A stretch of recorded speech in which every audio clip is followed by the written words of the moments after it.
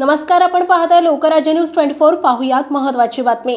शहरात अत्यंत भयानक खून झाल्याची घटना समोर आली आहे। एका अनोळखी तरुणीचा खून करून तिचा मृतदेहाचे अक्षरशः तुकडे करण्यात आले। खराडी येथील नदीपात्रात या तरुणीचे धड पोलिसांना आढळले आहे। खून झालेल्या या तरुणीचे वय अंदाजे 18 ते 30 इतके।